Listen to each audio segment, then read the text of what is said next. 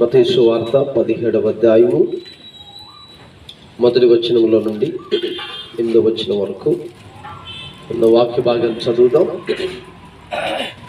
6 దినములైన తరువాత యేసు పేతురును యాకోబును అతని సహోదరుడైన యోహానును వెంట పెట్టుకుని ఎత్తైన ఒక కొండ మీదకి ఏకాంతముగా పోయి వారి ఎదుట రూపాంతరం పొందెను. ఆయన ముఖము సూర్యుని వలె ప్రకాశించెను, ఆయన వస్త్రములు వెలుగు వలె తెల్లని వాయెను. ఇదిగో మోషేయు ఏలియాయు వారికి కనబడి ఆయనతో మాట్లాడుచూ ఉండేది.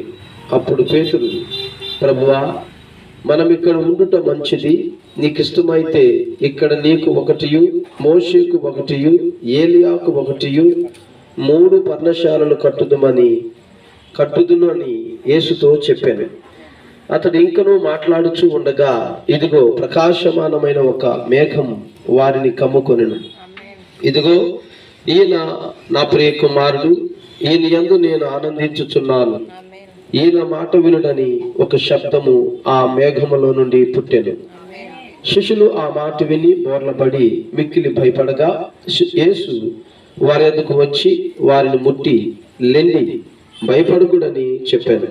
వారు కనులెత్తి చూడగా యేసు తప్ప మరి ఎవరును వారికి కనబడలేదు. దేవుడి మాటలు దీవించునుగాక. చదవబడిన తన పరిశుద్ధ లేఖనమునకు ప్రభువైన యేసుక్రీస్తు తన ఆశీర్వాదములను జతపరచుదురుగాక. మహాపరిశుద్ధుడా, మహాగణుడా, నీకు వందనాలు. ఈ ప్రశస్తమైన రాత్రికాల సమయంలో తండ్రి చదవబడిన వాక్య భాగాన్ని మీరు దీవించండి. మేమందరం ఎదురు చూస్తుండగా మీరే రంగం మీదకి వచ్చి వర్తమానాన్ని దయచేయండి.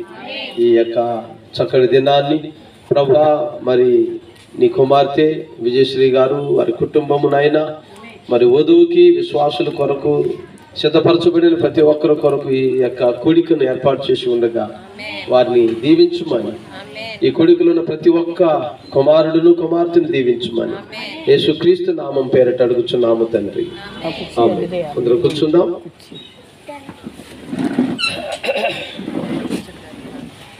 Praise the lord. హల్లెలూయా. మొట్టమొదటిగా కూడి ఉన్న మరి మీ అందరికీ ప్రభువైన యేసుక్రీస్తు నామములో నా ప్రత్యేకమైన వందనములు. అలాగే గృహస్థులకు కూడా ప్రభువైన యేసుక్రీస్తు నామములో నా ప్రత్యేకమైన వందనములు. God bless you. దేవుడు మిమ్మల్ని దీవించునుగాక. మరి స్వాతిన అకస్మాత్తుగా చూశా. Praise the Lord. మంచిది, దేవుడు మనకు సహాయం చేయనుగాక. మరి ఈ యొక్క వర్తమానం గత 2 వారాలు బట్టి మనం దీన్ని ధ్యానం చేస్తున్నాం. మొదటగా బ్రదరు మహిమరాజు గారి యొక్క మేరీ సిస్టర్ గారి యొక్క గృహంలో దీన్ని ధ్యానం చేసాం కొంత భాగం. తర్వాత మరలా యేసు బ్రదర్ వాళ్ళ యొక్క గృహంలో కొంత వర్తమానం ధ్యానం చేశాం. ఈ రాత్రి దేవుని యొక్క చిత్తం ఈ గృహంలో కూడా అదే భాగాన్ని మనం కొనసాగిస్తున్నాం. హల్లెలూయా.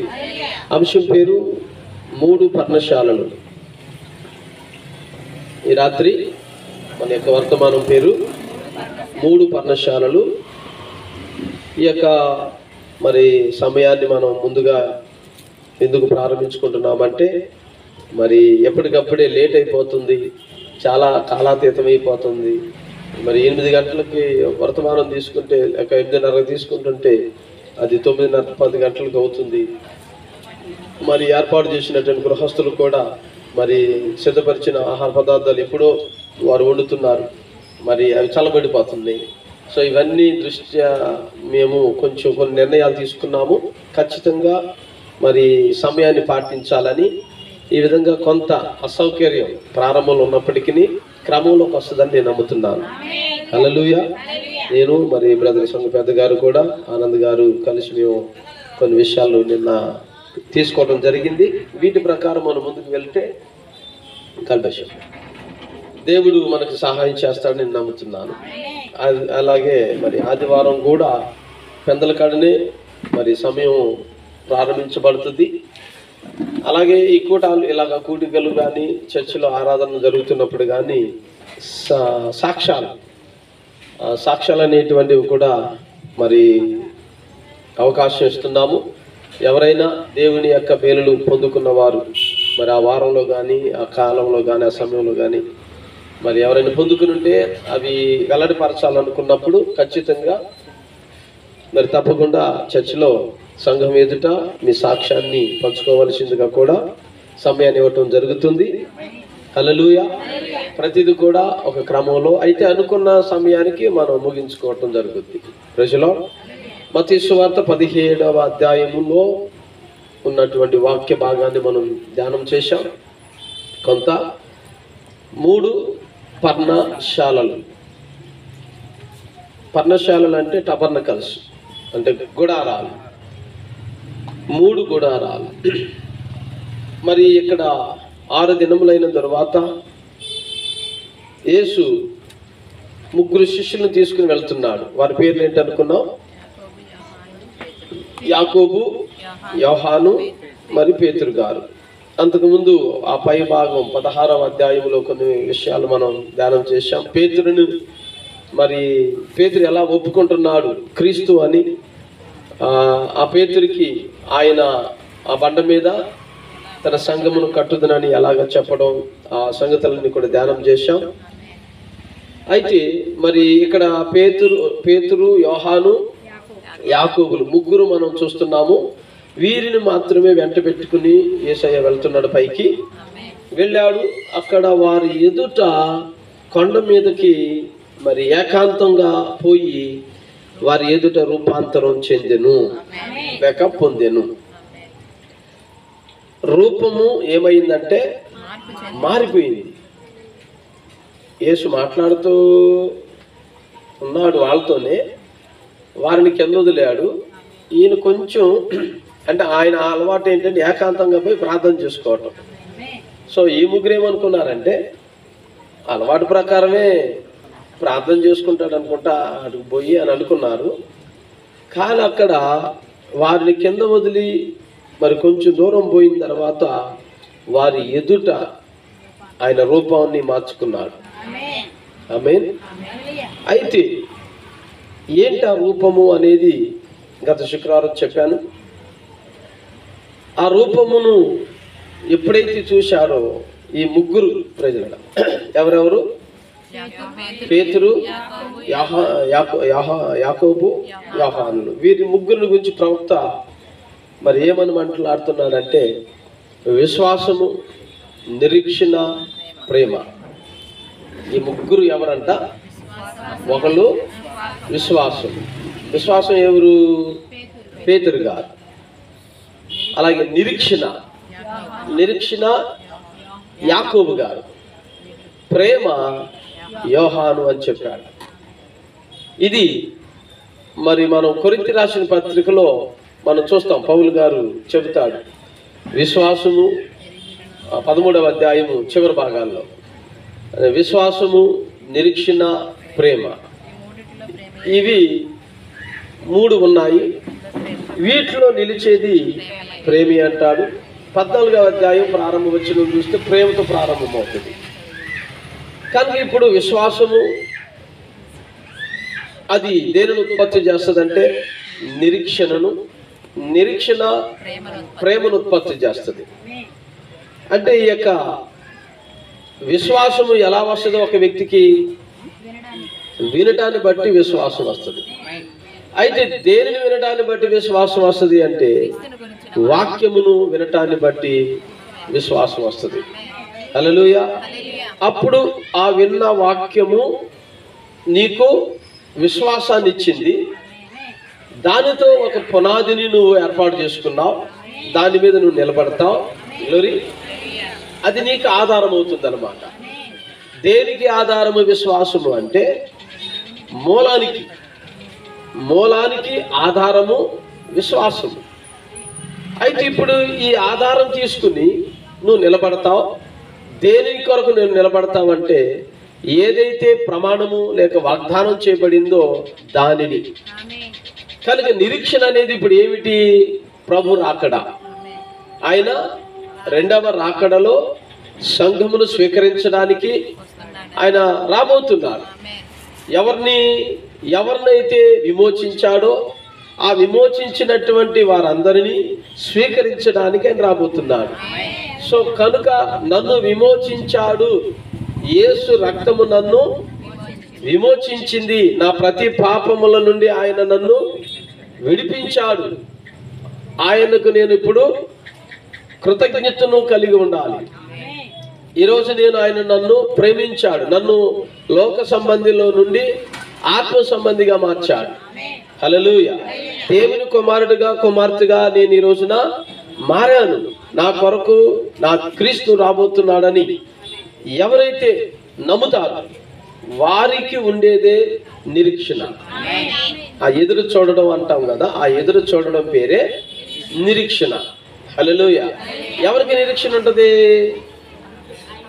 ఎవరికి విశ్వాసం ఉంటుందో. ఎవరికి విశ్వాసం ఉంటుంది? ఎవరు వాక్యం వింటారు. హల్లెలూయా. అయితే ఏ వాక్యం బట్టి విశ్వాసం ఉంటది? ఆ గడి యొక్క వర్తమానం. ఏది పడితే అది నమ్మితే మళ్ళీ విశ్వాసం రాదు. దాంతో మనం దేని కొరకు ఎదురు చూడాలో మళ్ళీ మనకు తెలియదు. ఆమేన్, ఆమేన్. కనుక ఈ రాత్రి మన యొక్క విశ్వాసము, ఈ గడి యొక్క వర్తమానము, ఈ దినమునకు ఒక వాక్యం ఉంది. అదేమిటి? యేసు నామము నన్ను విమోచించింది, యేసయ్య నన్ను కాపాడాడు, నన్ను తన పరిశుద్ధాత్మతో నింపాడు, నాకు నిత్య జీవాన్ని అనుగ్రహించబోతున్నాడు. కనుక ఇప్పుడు నేను ఎత్తబడాలి. ఎత్తబడాలంటే ఆయన నా కొరకు రావాలి. గ్లోరీ. కనుక రావాలి అంటే నేను ఆ మూల పునాది మీద నేను ఉండాలి. ఆ బండ క్రీస్తు. ఆ క్రీస్తు అనే బండ మీద రాయి అనేటువంటి లేక పేతురు అనే పదం అక్కడ మనం చూస్తున్నాం. గత శుక్రవారం వివరించాను. అది పేతురు అంటే ఏంటంట? చిన్న రాయి. ఆ రాయి ఏ రాయి? ఈ పునాది మీద అతుకబడి కట్టబడేటువంటి రాయి. హల్లెలూయా. ఏ రాయి పడితే ఆ రాయి తీసుకొచ్చి మనం ఆ పునాది మీద వేయలేము. దాన్ని పౌలు గారు మరి ఒక పత్రికలో, రోమపత్రికలోను అనుకుంటున్నాను నేను, ఒకసారి లేక కొరింథీ పత్రికలోను మనం చూడాలి. మొదటి కొరింథీ రాసిన పత్రికలో చూద్దాం.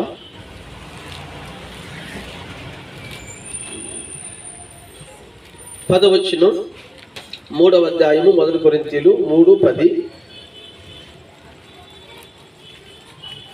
దేవుడు నాకు అనుగ్రహించిన కృప చొప్పున నేను నేర్పరి అయిన శిల్పకారుని వలె పునాది వేసి తిని. ఇప్పుడు పునాది ఏంటి? బండ. పునాదికి ఏం వాడతాము? బండ వాడతాం. ఆ బండ క్రీస్తే. ఇప్పుడు పౌలు సంఘాన్ని కడుతున్నాడు. ఆ సంఘానికి పునాది రాయేది క్రీస్తే, అదే మూలరాయి. మరి ఒకడు దాని మీద కట్టుచున్నాడు. ప్రతివాడు దాని మీద ఎలాగో కట్టుచున్నాడో జాగ్రత్తగా చూసుకొనవలెను. వేయబడినది తప్ప మరి ఒక పునాది ఎవడును వేయనేరడు. ఈ పునాది యేసు క్రీస్తే. కనుక ఎవడైనను సంఘము కట్టాలనుకున్నప్పుడు అది క్రీస్తు మీదే కట్టాలి. అది నీ సొంత ఆలోచన మీద కట్టకూడదు. నీ సొంత ప్రత్యక్షత మీద అది కట్టకూడదు, నిర్మించబడకూడదు. నీ సొంత తలంపులతో అది నిర్మించబడకూడదు. అది దేవుని యొక్క ఏర్పాటును బట్టే కట్టబడాలి.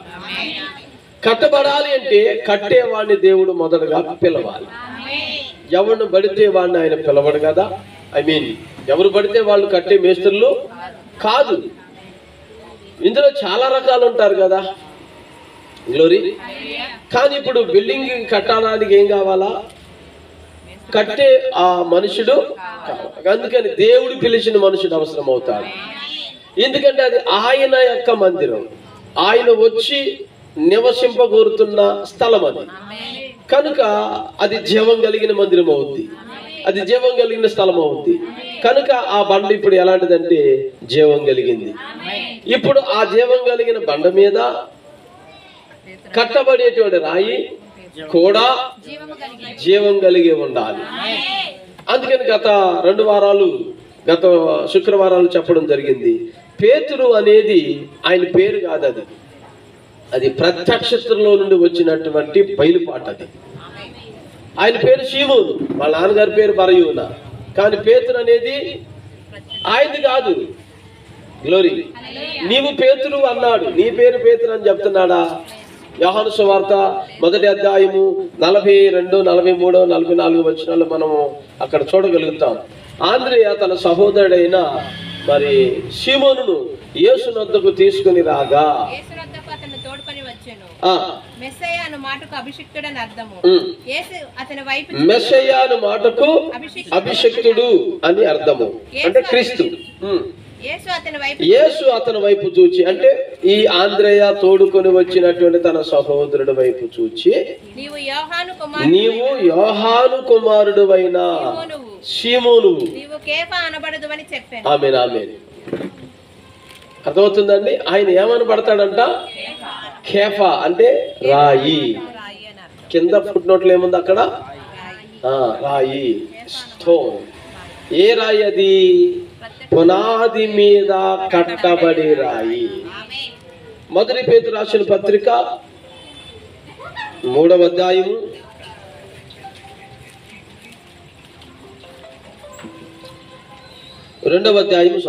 1 పేతురు రాసిన పత్రిక 2వ అధ్యాయము 4, 5 వచనాలు చదువుతాం. మనుషుల చేత విసర్జించబడినను దేవుని దృష్టికి ఏర్పరచబడినదియును అమూల్యమును సజీవమునైన రాయి అగు. ఇప్పుడు ఈయన కూడా ఏమై ఉన్నాడంట? రాయి. ఇప్పుడు ఈయన పిలిచే వాళ్ళందరూ కూడా రాళ్ళు. ఇప్పుడు ఇక్కడ కూర్చున్న వాళ్ళందరూ కూడా ముద్రాళ్ళలాగా ఉండకూడదు. ఎక్కడైతే అక్కడ పడిపోయే రాళ్ళలాగా ఉండకూడదు, కదిలే రాళ్ళుగా ఉండాలి. ఇశ్రాయేలు ప్రజలను 40 సంవత్సరాలు ఏం చేసింది? ఒక బండ కదులుతూ వచ్చిందంట. వాళ్ళ అవసరాలన్నిటిని ఆ బండే తీర్చిందంటాడు ప్రవక్త. గ్లోరీ. కనుక సజీవమైన రాయకు ప్రభువునొద్దకు వచ్చిన వారై యేసుక్రీస్తు ద్వారా దేవునికి అనుకూలములకు ఆత్మ సంబంధమైన బలులను అర్పించుటకు పరిశుద్ధ యాజకులుగా ఉండునట్లు మీరును సజీవమైన రాళ్ల వలె ఉండి ఆత్మ సంబంధమైన మందిరముగా. ఆమేన్ ఆమేన్. కనుక ఇప్పుడు ఇక్కడ ఉన్నటువంటి వాళ్ళందరూ కూడా ఏమని పిలువబడాలా? పేతురులే. మళ్ళీ అంతే కదా అంటే ఆయన ఏమని పిలువబడ్డాడు? నీవు పేతురు అని అనబడుతుంది. మరి ఇప్పుడు ఆ రాయికి వచ్చి చేరి అతుకుబడి ఇంకో రాయిని ఏమనాలి? మరి అది పేతురే. మరి దానికి ఇంకొక రాయి వచ్చి చేర్చబడాలిగా, దాని కూడా పేతురే. అంటే ఇప్పుడు చెప్పాలి మందిరం అంతా పేతురుతో కట్టబడుతుంది. గ్లోరీ. మత్తయి సువార్త 16వ అధ్యాయంలో ఈ విషయాన్ని మీకు తెలియపరచడానికి ఇష్టపడుతున్నాను. మత్తయి సువార్త 16వ అధ్యాయం 14, 16 చదువుతాం.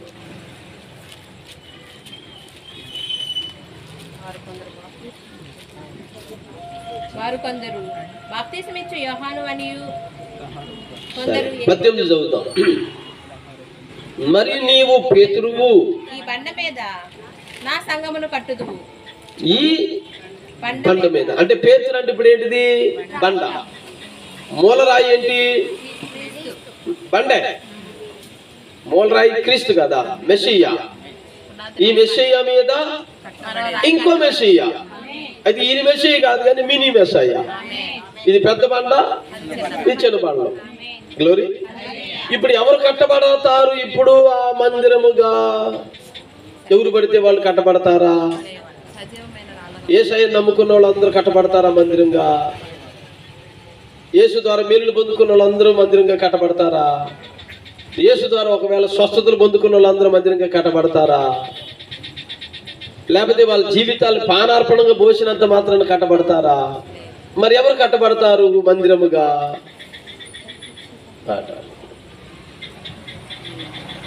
ఎవరు కట్టబడతారు మందిరముగా? ఎవరు కట్టబడతారంటే తన యొద్దకు పిలువబడిన వారే. అందుకనే రోమపత్రిక 8:30 మనకు స్టేట్మెంట్ ఇస్తుంది. ఏమని? ఎవరిని పిలిచినో వారిని నిర్ణయించను. ఎవరిని నిర్ణయించను? వారి నీతిమంతులుగా తీర్చును. ఎవరిని నీతిమంతులుగా తీర్చును? వారిని మందిరంగా మార్చాడు. కనుక ఇప్పుడు ఆయన రాళ్ళు ఆయనకు తెలుసు అంటావా? ఖచ్చితంగా. ఆ ప్రధాన యాజకుని యొక్క మందిరంలో సేవ చేసేటువంటి యాజక సహోదరులందరూ ఆయనకు తెలుసు అంటావా? ఇప్పుడు వాళ్ళందరినీ ఇప్పుడు ఆయన పిలుస్తాడంటావా? వాళ్ళకి పనులు అప్పగిస్తాడంటావా? వాళ్ళకి బాధ్యతలు ఉంటాయి అంటావా? వాళ్ళు చేయాలో వద్దంటావా? వాళ్ళు ఏం చేస్తారు? ఇప్పుడు వాళ్ళు మందిరం పనే చేస్తారు, దేవుని పనిలోనే వాళ్ళు ఉంటారు. హల్లెలూయా. ఈ పేతురు గబుక్కుని షిమోన్ అయ్యాడు. సడన్ గా ఏమయ్యాడమ్మా? మహిమరానమ్మా అంటే మళ్ళీ చేపలు పట్టేవాడు అయ్యాడు. ఎప్పుడయ్యాడు చేపలు పట్టేవాడు అయ్యాడు? క్రీస్తు ఆయనను పిలవక మునుపు. అతను వృత్తి అదే కదా, జాలరే కదా. మళ్ళీ ఏమయ్యాడు? మహిమ శరీరంలోంచి ఆయన ఎత్తబడిపోయిన తర్వాత క్రీస్తు మళ్ళీ షీమోన్ గా మారిపోయాడు. కానీ షీమోన్ కాదు కదా అతను అప్పుడు, కేఫా, రాయి. ఇప్పుడు ఈ రాయి మిగతా రాళ్ళని ఏం చేయాలా? సిమెంట్ తతికించుకుని కూర్చోవాలిగా. ఈ రాయికి ఆ రాయి అట్ట ఇడిగా పడేశారు. కానీ పరిశుద్ధ ఆత్మని సిమెంట్ వచ్చింది, ఈ రాయిని ఆ రాళ్ళను కలిపి అతుకుబడేటట్టు చేసింది. ఆ మేడ గదిలో 120 రాళ్ళు ఏం చేసినాయి? పరిశుద్ధాత్మకు సహాయం చేసినాయి. గ్లోరీ. ఇప్పుడు ఆ రాయి అంటే ఏంటంట? సంఘము నిర్మించబడే స్థలం.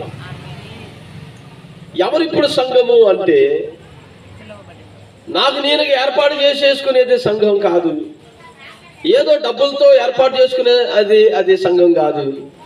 ఎవరో అయ్యగారి చేత అది ఒక ప్రారంభించబడే మంచి ఊపులోకి వెళ్ళిపోతున్న విధానంతో కూడిన సంఘం అది కాదు. అది ఖచ్చితంగా బయలుపాటుతో మాత్రమే అది కట్టబడాలి. దానికి ప్రత్యక్షతంతో కూడా దానికి ఇవ్వబడింది. వారెవరు, దేని కొరకు అనేది సంగతి అంతా వాళ్ళకి. కనుక వారు వెనక్కి తిరగటం అనేది అసాధ్యం. గ్లోరీ. కనుక వారు తప్పక చిన్న చిన్న రాళ్ళు అయి ఉన్న క్రీస్తుతో బంధాన్ని కలిగి ఉంటారు. కనుక మూలాధారమైనటువంటి బండ మీద ఈ రాళ్ళన్నీ కట్టబడుతున్నప్పుడు ఎదురు చూడడం జరుగుద్ది అన్నమాట. అదే ఎదురు చూడడం అంటే. అంటే దేనికోసం ఎదురు చూస్తున్న ఈ రాళ్ళన్నీ కట్టబడి? పై రాయి కోసం, తలరాయి కోసం, శిఖరపు రాయి కోసం. మళ్ళీ శిఖరపు రాయి ఎవరు? ఇప్పుడు ఈ మూల రాయి, ఈ విసర్జించబడిన రాయి, ఈ తన్ని పారేసిన రాయి తలకు మూల రాయి అయిందన్న. హల్లెలూయా. కనుక ఇప్పుడు బేస్మెంట్ అదే, ఈ రెండిటిని కలిపేది సంఘం. అంటే ఇప్పుడు నీవు ఎంత ప్రాముఖ్యమో చూడు. ఇప్పుడు ఈ రాళ్ళలో ఏ రాయి పడిపోయినా నిలవదది. కనుక ప్రతి రాయిని అమర్చుకుంటున్నాడు ఆయన.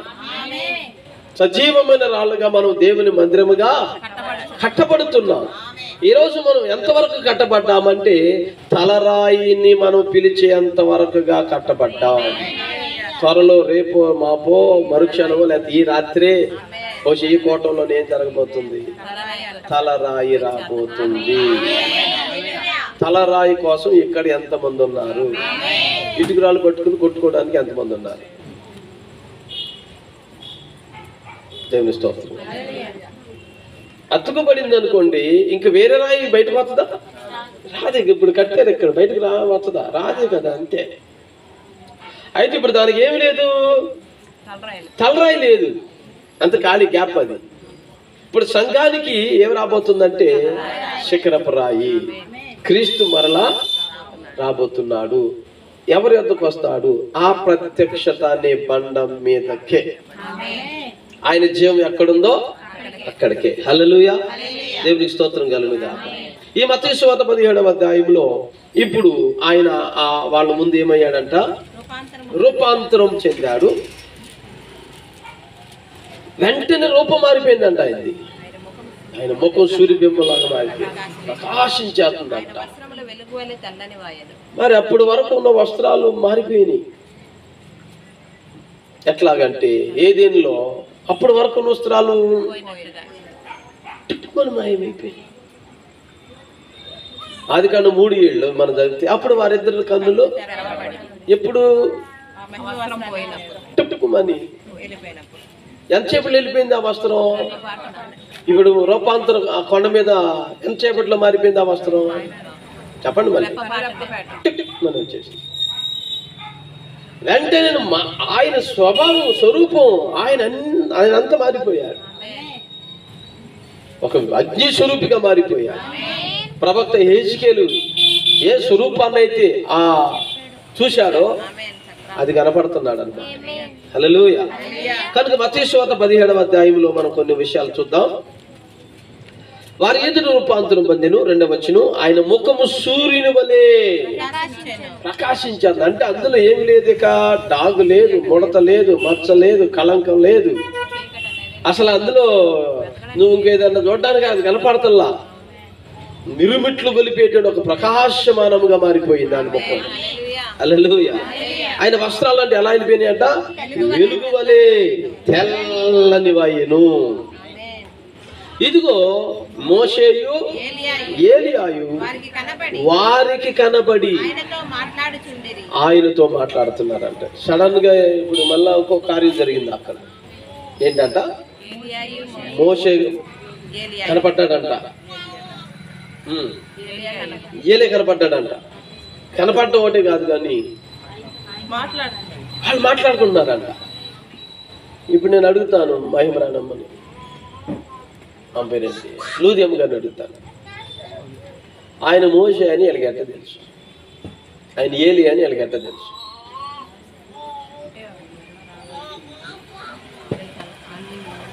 నీకు తెలుసా? ఇది వరకు ఎప్పుడైనా మోషని చూశారా వాళ్ళు? విన్నారు. ఎప్పుడైనా ఏలియాని చూశారా వాళ్ళు? విన్నారు.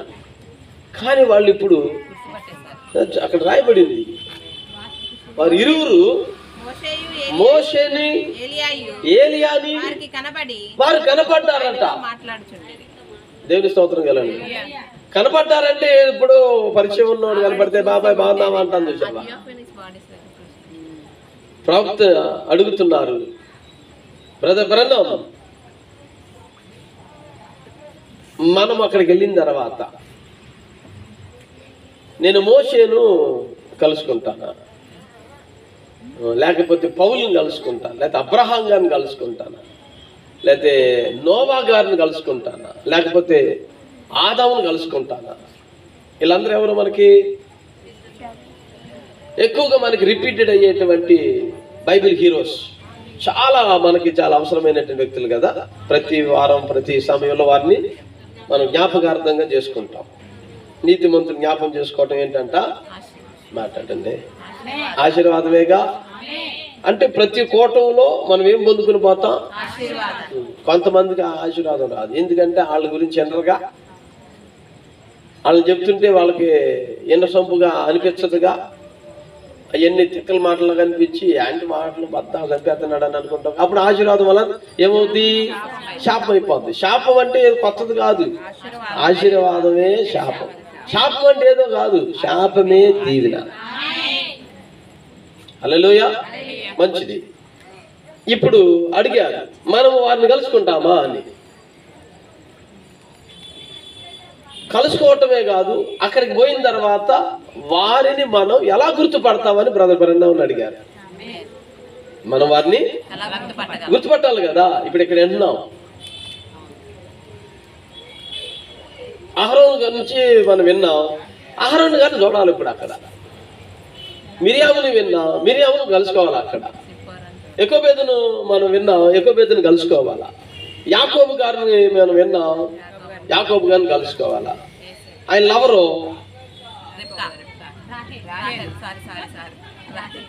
రేచెల్ని కలుసుకోవాలా.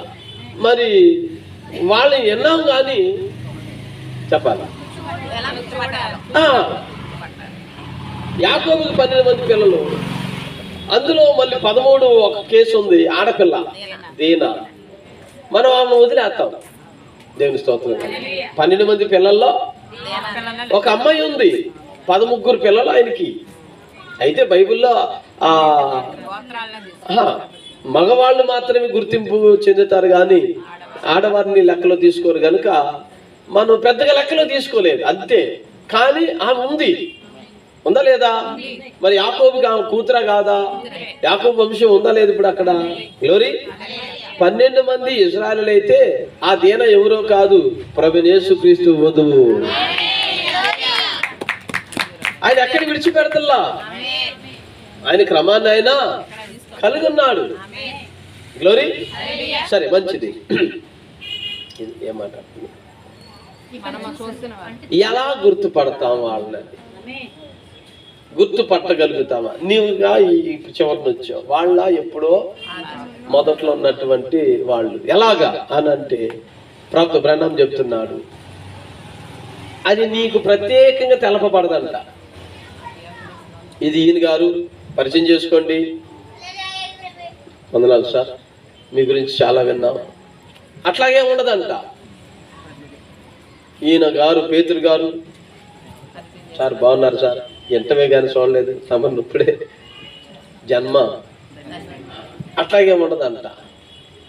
ఎవరో మనల్కి వాళ్ళని పరిచయం చేయాల్సిన అవసరం లేదు. అక్కడికి వెళ్ళిన తర్వాత ఆ వాతావరణంలోకి వెళ్ళంగానే వారు మనలను, మనం వారిని ఇట్టే గుర్తుపట్టేసుకుంటారు. హల్లెలూయా. దానికి సాదృశ్యం ప్రవక్త ఇక్కడ చెబుతున్నాడు. ఆ క్రీస్తులో నుండి ఇప్పుడు ఎవరు వచ్చేసారు? మోషే వచ్చాడంట. అంటే మోషే అని చెప్పలేదు, అది ఏలియా అని చెప్పలేదు, ఎవరు చెప్పలేదు. వారే అదిగో మోషే, ఇదిగో ఏలియా, మోషే కొట్టు కట్టేద్దాం, ఏలియా కొట్టు కట్టేద్దాం, క్రీస్తు కొట్టు కట్టేద్దాం అంటున్నారు. గ్లోరీ. అంటే ఇప్పుడు ఎలా తెలిసిపోయింది ఇప్పుడు వాళ్ళకి? వారు ఒక పరిమాణములోనికి మార్చబడ్డారు.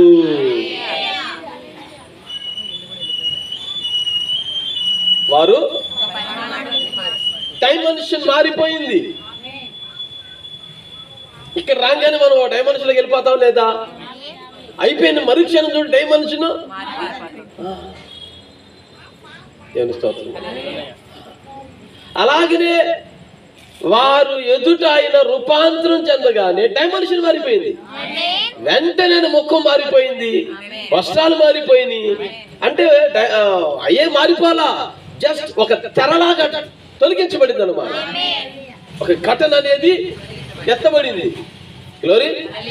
మరలా డైమెన్షన్ మారిపోయింది. అప్పుడు చూస్తే మళ్ళీ మామూలు ఒక్కడే వేసి కనపడ్డాడు. మళ్ళీ అక్కడ ఏలియా లేడు, మోషే లేడు. అప్పుడు ఈయన ముఖ సూర్యబింబంగా లేదు, ఈయన వస్త్రాలు తెల్లగా వెలుగుగా లేవు. మామూలుగా ఇది వరకు నడుచుకుంటూ పోయి భుజాల మీద వేసుకుని ఎట్లా ఎక్కారో ఆ మాదిరిగానే క్రీస్తు కనపడ్డాడు. ఏం మారిందంటే స్థలము అక్కడికక్కడే మారిపోయింది. కనుక బ్రదర్ సిస్టర్, ఈ రాత్రి నువ్వు విశ్వసిస్తే ఖచ్చితంగా నీ స్థలం కూడా మారిపోయింది. ఈ రాత్రి ఒక మరమని చెప్తాను. ప్రధానం చెప్తున్నాడు, ఎలాగ రెప్పపాట్లో మనం మారుతామంటే జస్ట్ ఎక్కడి నుంచి అక్కడికి వెళ్ళటం కాదంట. నువ్వు ఉన్న ఇదే స్థితిలో నుండి ఇలా మారటమే.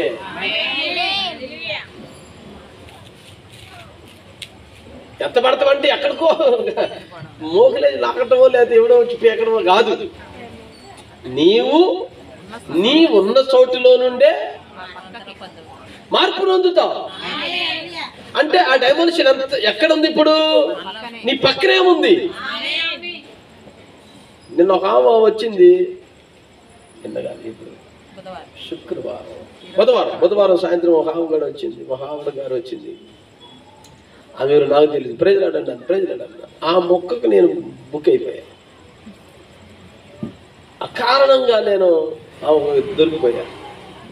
ఆ వందనాలు అని చెప్పిన మాటకి దెయ్యాన్ని అంటించి వెళ్ళిపోయింది. దేవుని స్తోత్రం కలదు. నేను స్నానం చేస్తుంటే తెలిసిపోతుంది, నేను అటు ఇటు తిరుగుతుంటే తెలిసిపోతుంది. అర్థమవుతుందా? అంటే ఎంత గ్యాప్ లో ఉంది అది, జస్ట్ నా మీదే ఉంది అది. ఎట్లాగా వైబ్రేషన్స్ అన్నీ తెలిసిపోతుంది. కనుక ఇప్పుడు పేతురికి, యోహానికి, యాకోబుకి, క్రీస్తుకి ఎంత గ్యాప్ ఉంది? జస్ట్ ఆయన వాళ్ళ ఎదుటే, బైబిల్ మీద చదవండి, వారి ఎదుట రూపాంతరం పొందెను అని రాయబడి. వాళ్ళ ఎదుట ఏమైపోయింది? నిత్యత్వం కనపడుతుంది. మరి వీళ్ళు ఎక్కడ ఉన్నారు? వీళ్ళు కూడా నిత్యత్వంలో ఉన్నారు. అది కొండ కాదు, నిత్యత్వం. సడన్ గా వాళ్ళందరూ ఒకే స్థలంలోకి వెళ్ళిపోయారు. వీళ్ళు ప్రత్యేకంగా వీళ్ళు ఇంకో చోట ఉండి ఇంకో దాన్ని చూడలేదు. ఎవరు? పేతురు, యోహాను, యాకోబులు. వీళ్ళు ఇక్కడ ఎక్కడో ఉండి, క్రీస్తు ఏదో అక్కడెక్కడో ఉన్నట్టు ఈ సినిమా ఉన్నాడు చేస్తారు. లేకపోతే ఈ పాస్టర్లు తెలియని వాళ్ళు నేను చెప్తా ఉంటారు, అది కింద లేదు పైన లేదు, వాళ్ళందరూ కలిపి ఒకే చోట ఉన్నారు. స్థలం మారిపోయింది లేదా? అదే, నీ కన్నులు మూసుకుంటే నువ్వు మారిపోద్ది స్థలం. అందుకే ప్రార్థన చేద్దామంటే కళ్ళు మూసుకోకుండా కొంతమంది చూతా ఉంటారు. ఈడెక్కడే ఉంటాడు, ఆమెగాడు ఎక్కడే ఉంటాడు. నువ్వు కళ్ళు మూసుకుంటే రెప్పపాటులో నీ స్థలం మారిపోతుంది. అప్పుడు పరిశుద్ధాత్మ నీకు సహాయం చేయగలుగుద్ది ప్రజలో. అయితే ఇప్పుడు ఆ ముఖం మారిపోయిందంట, బట్టలు మారిపోయింది. మోషేను చూశారు, ఏలియాను చూశారు. చెప్పాలి, ఆయన వారితో మాట్లాడుచు ఉండిరి. అప్పుడు పేతురు ప్రభువా, మనం ఇక్కడ ఉండడం మంచిది. నీకిష్టమైతే ఇక్కడ నీకొకటి, మోషేకు ఒకటి, ఏలియాకు ఒకటి, 3 పర్ణశాలలు కట్టుదునని యేసుతో చెప్పెను. చాలా ఇన్స్పైర్ అయిపోయాడంట పేతురు గారు. ఒకసారి మనము ఈ విషయాల మీద ధ్యానం చేయడానికి వర్తమానం తీద్దాం.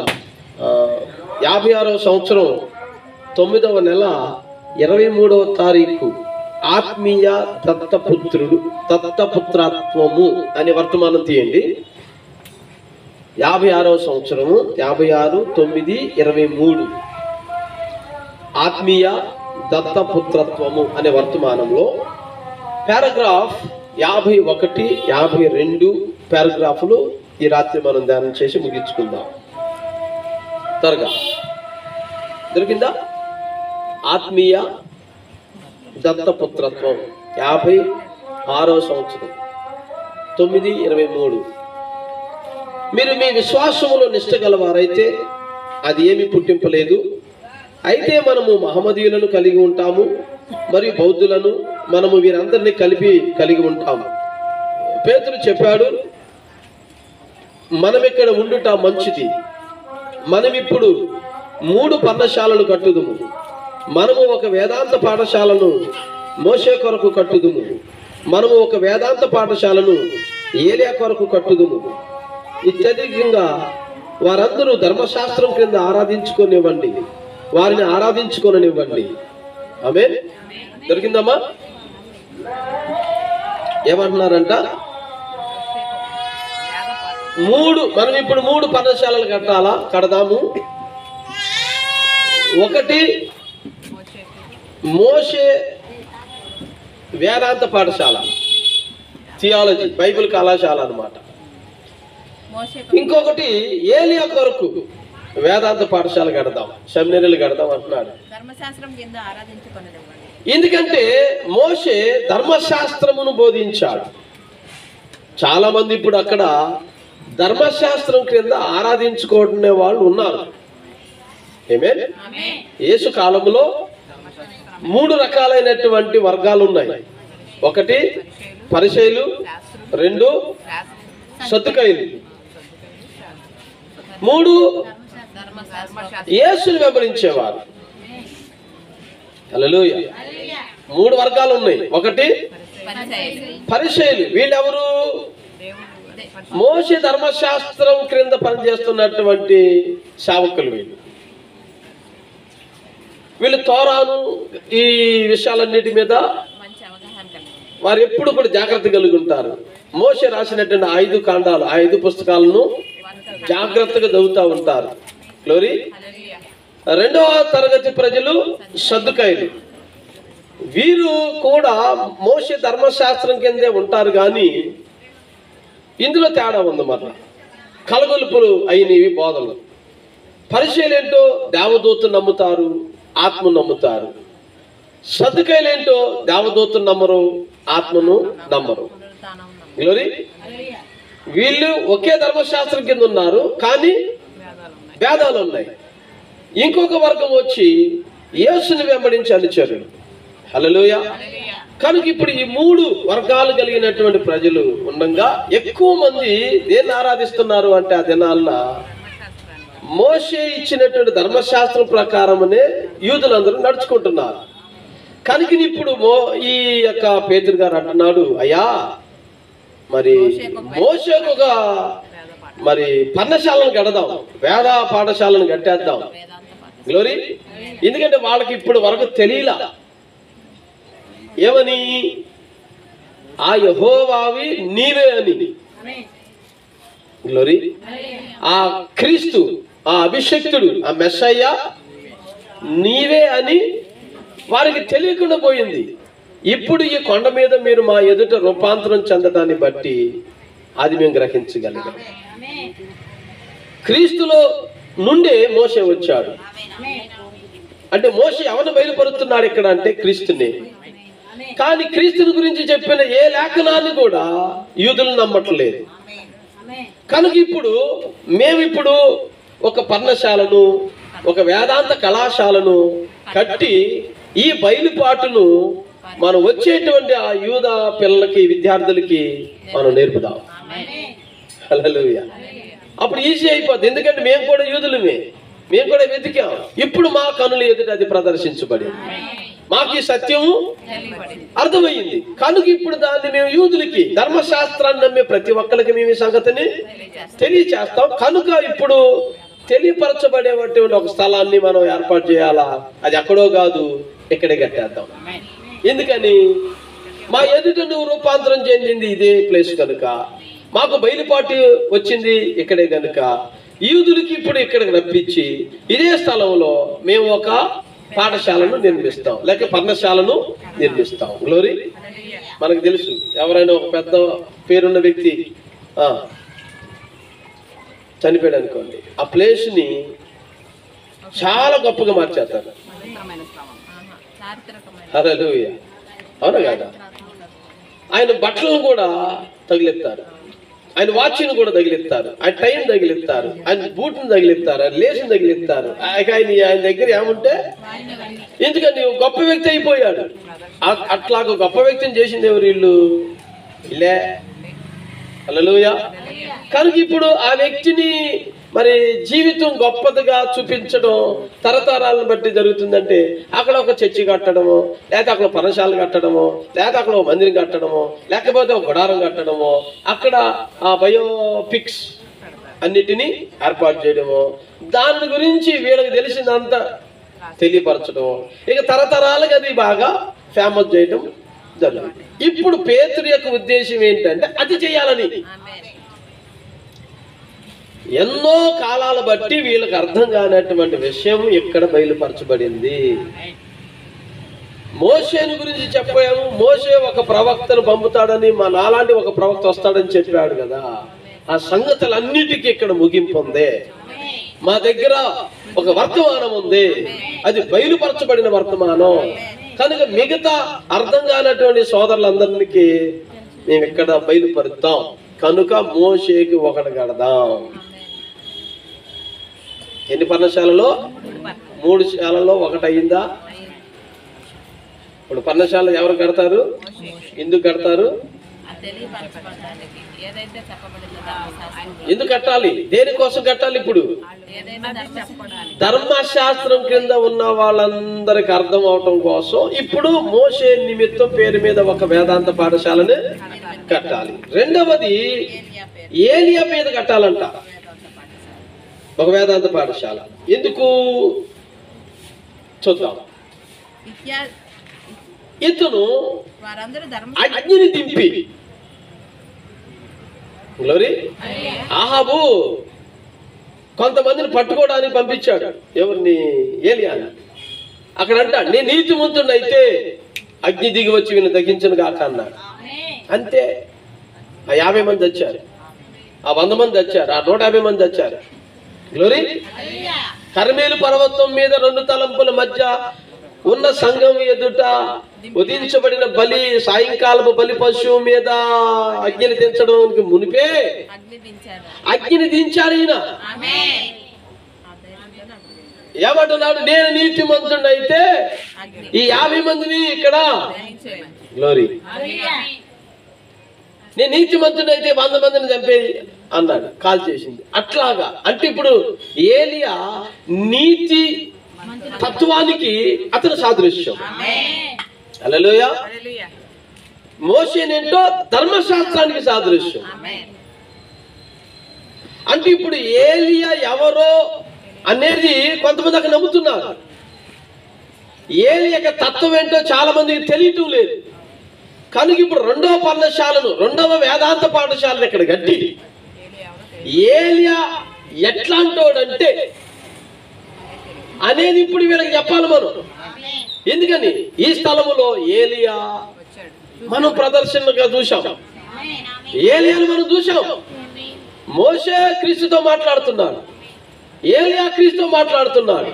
గ్లోరీ. వీళ్ళందరూ ఎక్కడ ఉన్నారు? ఇప్పుడు క్రీస్తులో ఉన్నారు. మోషేనేంటో మృతులు అనేవాళ్ళు ఉన్నారు కదా, విశ్వాసం ఉంచి చనిపోయినటువంటి మృతులు ఉన్నారు కదండి. ఆ పాత నిబంధన పరిశుద్ధులకి సాదృశ్యం. మోషే విశ్వాసం ఉంచి ఆయన వస్తున్నాడు అని ఎదురు చూచి చనిపోయినటువంటి పరిశుద్ధులకి సాదృశ్యము మోషే. ఏలియా ఎత్తబడబోతున్నటువంటి పరిశుద్ధులకి మనం ఎత్తబడబోతున్నామా లేదా? గ్లోరీ. కనుక ఎత్తబడడానికి ఏదో మన ఎద్దకు వస్తుందని మనం ఎదురు చూస్తున్నామా లేదా? నిరీక్షణ కలిగి ఉన్నామా లేదా? హల్లెలూయా. అలాగే ఏలి ఇప్పుడు దేనికి సాదృశ్యమై ఉన్నాడంటే నిరీక్షణ కలిగి ఎత్తబడే సంఘానికి ఏలియా కారకుడై ఉన్నాడు అక్కడ. కనుక నీతివంతులు ఎత్తబడతారు, నీతిమంతులు పరిశుద్ధులవుతారు. ఈ సంగతిని మనం ఈ పాఠశాల గట్టి ఇక్కడ బోధించాలా? ఆమేన్, ఆమేన్. ఇది బోధితే ప్రపంచం అంతా ఒకటైపోద్ది. ఇక గొడవలు ఉండవు. మీరు అదని మేము ఇదని, సద్దుకాయలని పరిచయాలని లేదా ఇంకోడని క్రీస్తు వారం అని మనకి ఇంక గొడవలు ఉండవు. అందరికి ఒకటే. ఇప్పుడు అంత ప్రత్యక్షత అంత ఇప్పుడు మేము ఈ కొండ మీదనే చూపిస్తాం. ఎవరికి? ప్రపంచానికి. ఎవరికి డౌట్ ఇక్కడ రప్పించడం, కూర్చోబెట్టడం. ఇదిగో ఇక్కడే జరిగింది, ఇది ఎక్కడే జరిగింది, ఆయన ఇక్కడే చొక్కా మార్చుకున్నాడు, ఆయన ఇక్కడే స్నానం చేశాడు, ఇక్కడే అట్టుకాయ పులుచుకున్నాడు, అదిగో తొక్క. కొన్ని వందల సంవత్సరాల బట్టి అక్కడే పడింది, అది అక్కడ మాట్లాడరే. మేము ఎక్కినప్పుడు జారి పడిపోతుంటే అది రాయదు, ఆ పక్కన దొరికింది. ఆ యాకోబు కూడా దాని మీద పడ్డాడు, అదిగో దాని గుర్తు అక్కడ రాయది. హల్లెలూయా. ఇలాగ కొన్ని ఆనవాళ్ళు అక్కడ ఉన్నాయి. రాబోయే ప్రపంచానికి గుర్తులే కదా.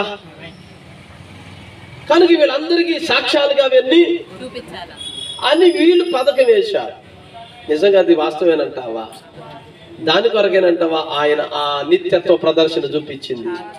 దేవుని స్తోత్రంగా. చూద్దాం. మరి మోషేకు ఒకటి అన్నాడు. మోషే ఇప్పుడు దేని కింద ఉన్నాడు అనుకున్నాం? అప్పుడు ధర్మశాస్త్రం కింద ఎంతమంది ఉన్నారు?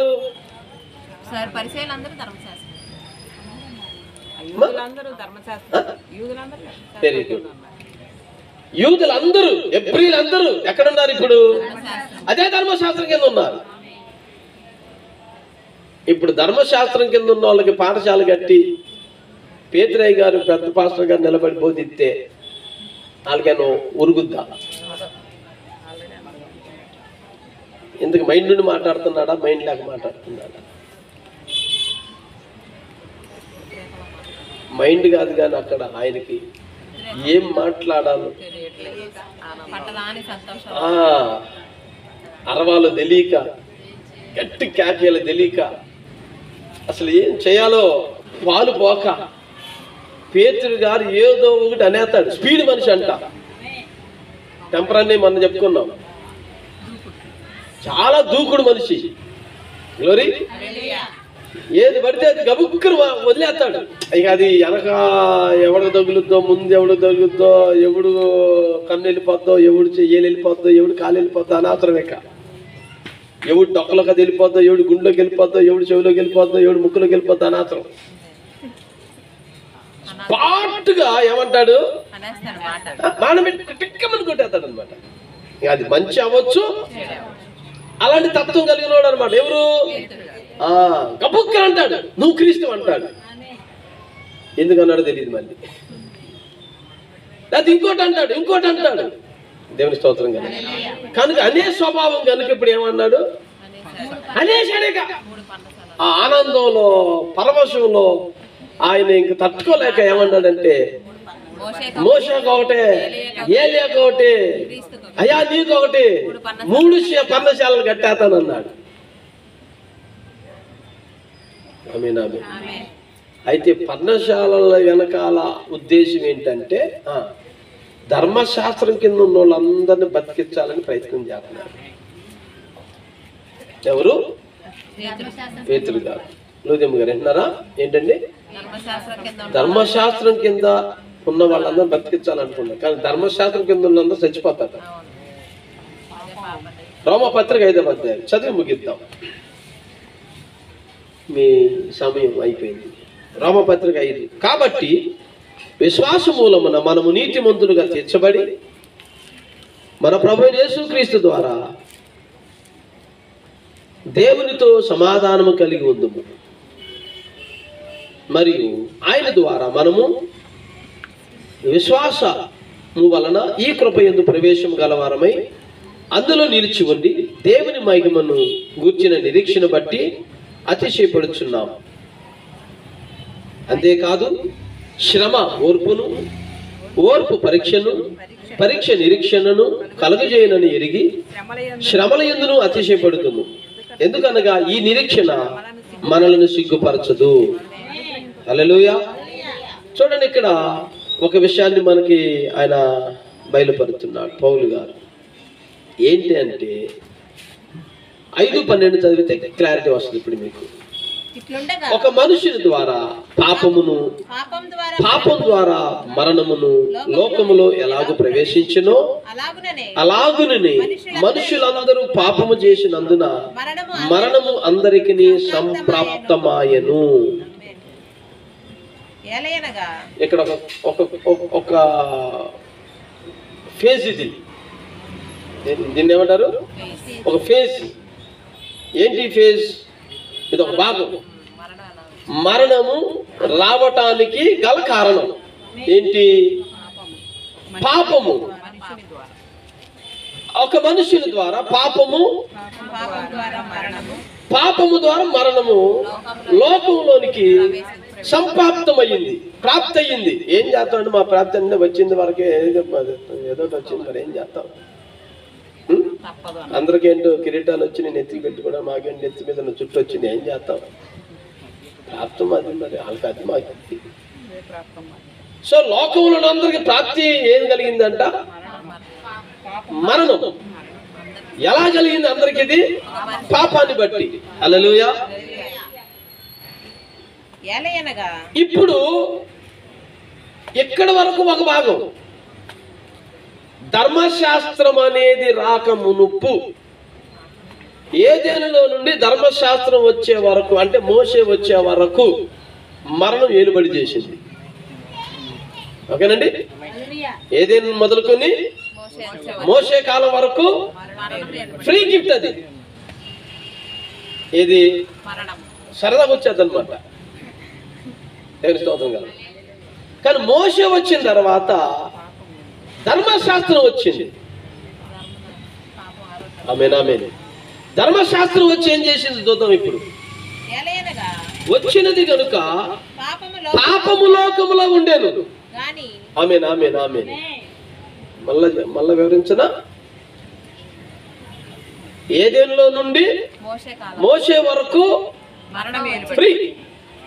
నువ్వేం చేసినా ఏం చేయకపోయినా మరణం వస్తుంది. కారణం నువ్వు పాపివి. ఆమేన్ ఆమేన్. నువ్వు పాపివి కనుక పాపాన్ని బట్టి మరణం వచ్చేసింది. ఇప్పుడు ఇక్కడి నుంచి ఏంటంట, ధర్మశాస్త్రం వచ్చింది కనుక పాపం వచ్చింది. ఇప్పుడు ఈ పాపంతో మరణం వచ్చింది. ఆమేన్ ఆమేన్. ఏదెనులో నుండి మోసే వరకు ఉన్నటువంటి కాలములో ఉన్నటువంటి పాపమునకు మరణం ఉంది కదా, అదంతా కూడా వేరే భాగం. దానికి క్రీస్తు బాధ్యత. పాపం ఆరోపింపబడకుండానే మరణం వచ్చేసింది. నేను కొట్టుకోకుండా తిట్టకుండా చచ్చిపోతున్నాను. ఎందుకు చచ్చిపోయారంటే చచ్చిపోతున్నాడు అంతే. కారణాలు లేవు. కారణం ఏంటి? కారణము అతిక్రమము. ఏది? ఆ వృక్ష ఫలమును తినవద్దు అన్నందుకు చచ్చిపోతున్నారు వాళ్ళంతా. ఒక్క మనిషి తిన్నందుకు ఆ వృక్ష ఫలము యొక్క ఫలము మరణమయ్యింది. ఫలము. ఆమేన్ ఆమేన్. ఇక్కడి నుంచి ఏంటి? మోసే కాడి నుంచి ధర్మశాస్త్రం వచ్చింది. అంటే ఏదేని నుంచి మోసే వరకు వచ్చే వాళ్ళందరి బాధ్యత ఎవరిది? క్రీస్తుది. చెరను చెరగా పట్టుకుని వెళ్ళిపోయాడు కదా. ఎందుకంటే వాళ్ళందరూ ఈయన మీద ఆధారపడి చనిపోయారు.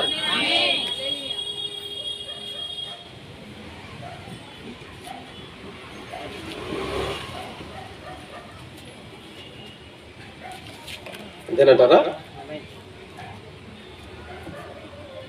ధర్మశాస్త్రం వచ్చిన కానీ ఎవడు పాపానికి ఆడు బాధ్యుడు.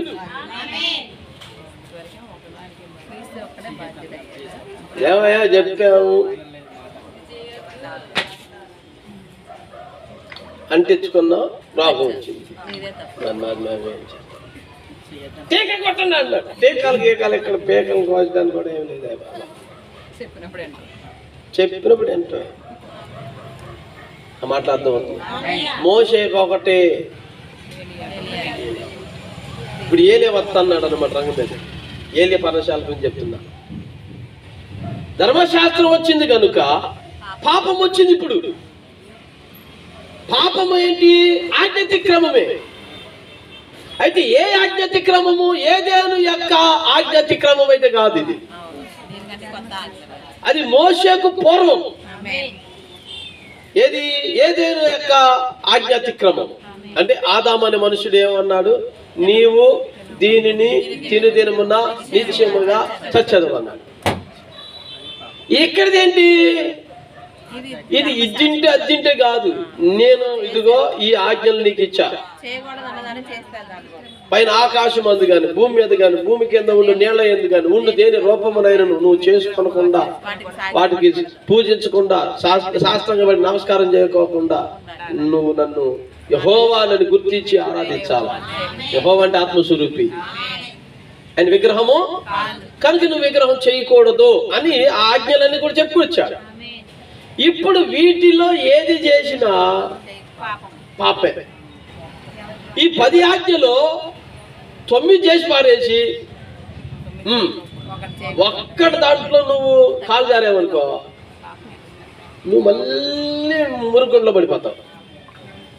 పాపం కష్టపడ్డాడు ఎట్టగొట్ట 90 సంవత్సరాలు వచ్చినాయి, 9 పాటించాడు, పానిద్దాంలే అని అనుకోవట్లేదు ఆయన.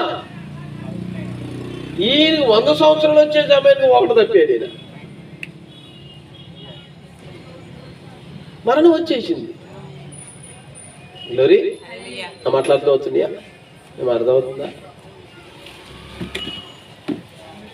ఇలాగ ఆజ్ఞాతిక్రమమే పాపం అయ్యింది. ఇప్పుడు అక్కడ కూడా అదే. అయితే అది వేరే, అది ఒక మనుషుల ద్వారా. ఇదేంటి? ఇది ధర్మశాస్త్రం బట్టి.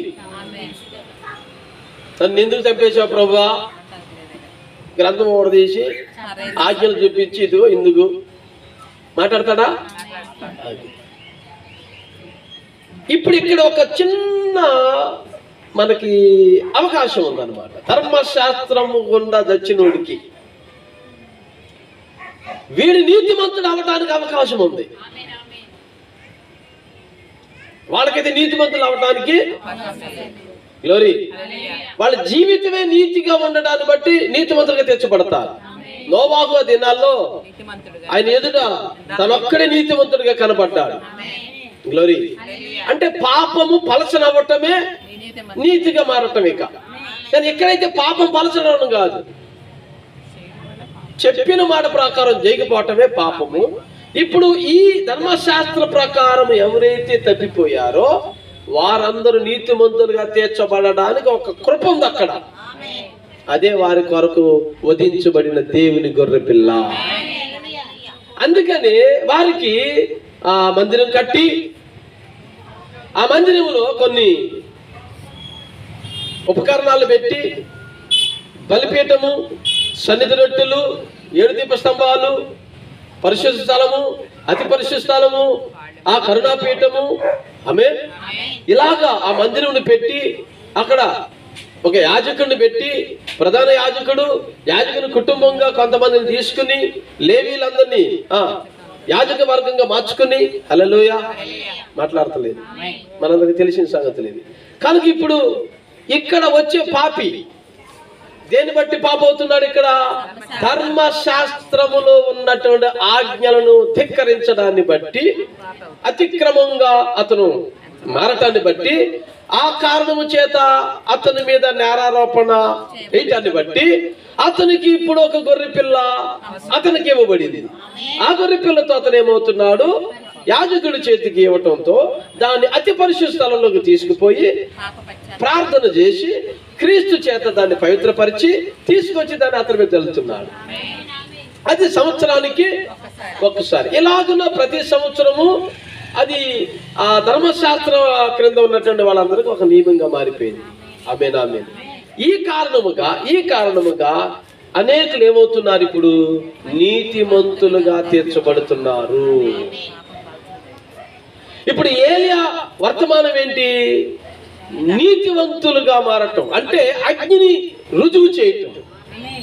ఆ యాజకుడు నీతివంతుడిగా ఉంటేనే ఆ కరుణాపీఠంలో ఉన్న వాక్యము అగ్నిగా మారుద్ది అన్నమాట. అంతే కదా? అందుకని అతను చాలా జాగ్రత్తగా తాను నీతిమంతుడిగా ఉండాలి. తాను ఉండి మిగతా వాళ్ళందరూ నీతిమంతులుగా తీర్చాలి.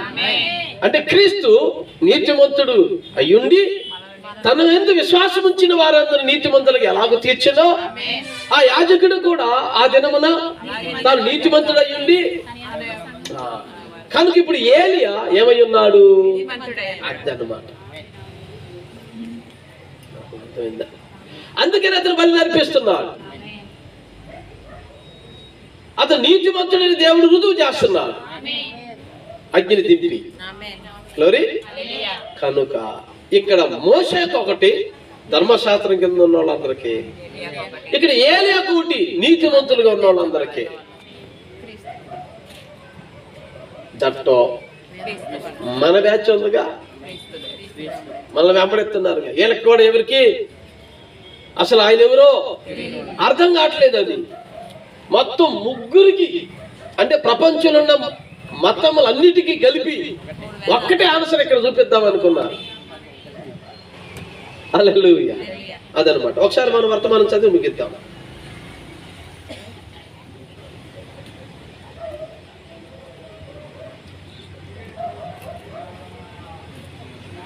అర్థమైందండి ఈ విషయం?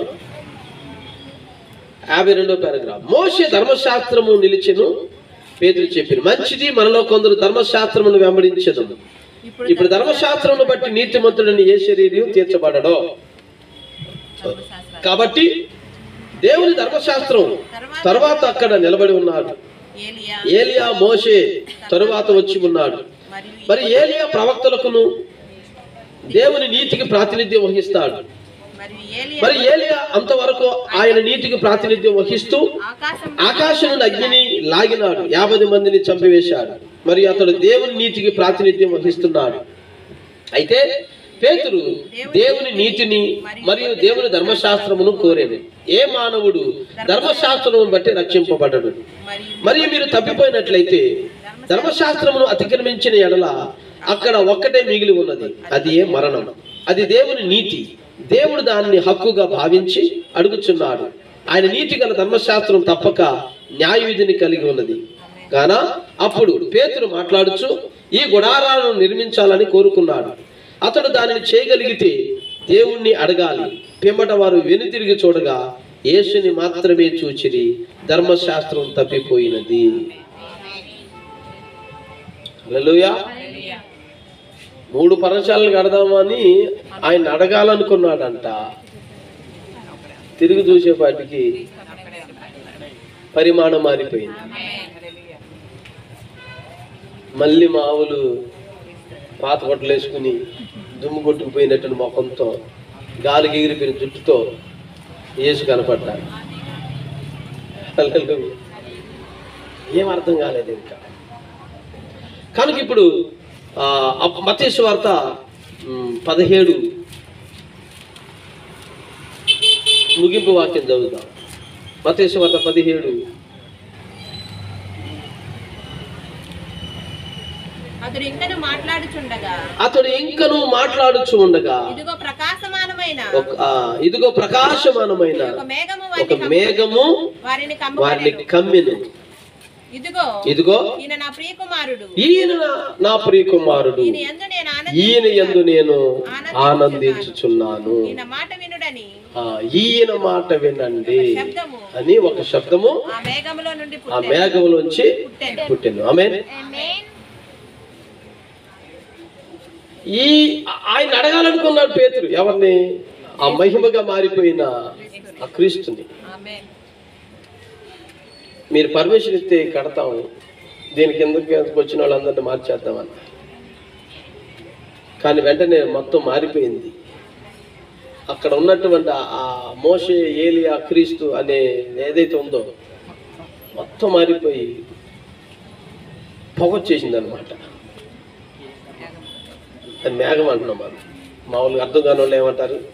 పొగొచ్చేసింది, పొగమ్మేసింది. ఎట్లా కమ్మేసింది అంట? పెద్ద మేఘంలా కమ్మేసింది. కనపడతల్లా. అవతల మోషే, ఏలియా, క్రీస్తు అనేది ఉంది కదా, అదంతా కమ్మేసింది. అందులో నుండి ఒక స్వరం వినబడుతుందంట, ఈయన నా ప్రియ కుమారుడు, ఈయన నా ప్రియ కుమారుడు. ఎవరు? మోషేనా? ఏలియానా? మోషే ఎక్కడి నుంచి వచ్చాడు? క్రీస్తులో నుండి. ఏలి ఎక్కడి నుంచి వచ్చాడు? క్రీస్తులో నుండి. గ్లోరీ. సంఘం ఎక్కడి నుంచి వచ్చింది ఇప్పుడు? రైట్. ఇప్పుడు మోషే క్రీస్తులో నుండి రావడానికి గల కారణం ఏంటంటే మోషే పలకబడిన వాక్యమై ఉన్నాడు. ఆ కారణముతో మోషే దేవుని కుమారుడు. ఏలియా వాక్యమై ఉన్నాడు, దేవుడు కూడా ఏమై ఉన్నాడు? ఆ కారణముతో వాక్యములో నుంచి వాక్యం వచ్చింది. వారు వాక్యమై ఉన్నారు. వారు ఆ వాక్యాన్ని విన్నారు, ఆ వాక్యం ప్రకారము నిలబడ్డారు, ఆ వాక్యం ప్రకారం జీవించారు, ఆ వాక్యంగా మారిపోయారు. అలాగే మోషే చేశాడు, ఏలియాను చేశాడు. ఇప్పుడు మీరు చూస్తున్నటువంటి ఈ ముఖం మారిపోయిన ఆయన, వస్త్రాలు మారిపోయిన ఆయన ఎవరు? ఈయన నా కుమారుడు, ఈయన నా ప్రియమైన కుమారుడు, బాసం ఆఫ్ మై హార్ట్.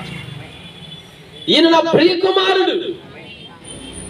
నేను మోషేలో ఆనందించట్లా, అంటే ధర్మశాస్త్రం కింద ఉన్నటువంటి పరిశుద్ధులను బట్టి నేనేం ఆనందించట్లా, ఏలియాను బట్టో నీతిమంతులను బట్టో నేను ఆనందించట్లా. మోషే నాకు ఆనందము కాదు, ఏలియాను ఆనందం కాదు, నా ఆనందము నా కుమారుడు. మిమ్మల్ని ఇక్కడ దాకా ఎక్కించుకుని నడిపించుకుని వచ్చాడే, ఆయనే నా కుమారుడు. పేరు చెప్పట్లేదు, చూసావు? ఎందుకంటే వచ్చింది రక్షణ కార్యం, చూపించింది అంటే నిత్యత్వ కార్యం. కనుక ఈయన నా ప్రియమైన కుమారుడు. ఇప్పుడు మీరు చూసినటువంటి ఆ మారిపోవటం, ఆ ముఖం మారిపోవటమో, బట్టలు మారిపోవటమో, శరీరం మారిపోవడం, వాట్ ఎవర్ మేబీ, అందులో రావటం అనేది చూసావు. ఇదంతా కూడా నీలో కూడా జరగాలి అంటే అది మోషేలో జరిగింది. మోషే ఇప్పుడు ఎలా ఉన్నాడు? క్రీస్తుని పోలే ఉన్నాడు. అక్కడ ఏలి ఎలా ఉన్నాడు? ఇప్పుడు వారిని బట్టి కాక క్రీస్తుని బట్టి మీరు పోలి ఉండాలంటే మీరు మోషే మాటను బట్టి కాక, ఏలియా బట్టి మాటను బట్టి కాక, నా కుమారుడైన క్రీస్తుని బట్టి మీరు మాట వింటే మీరు కూడా క్రీస్తు పోలికలు కలిగి ఉంటారు. మీరు క్రీస్తుని ధరించుకుంటారు, క్రీస్తులాగా మారతారు.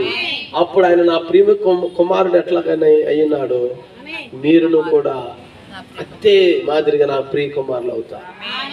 కనుక మీరు నా కుమారులు అవ్వాలంటే మీరు నాకు ప్రవక్తలు కాదు. అక్కడ మోషే ప్రవక్త, ఏలియా ప్రవక్త.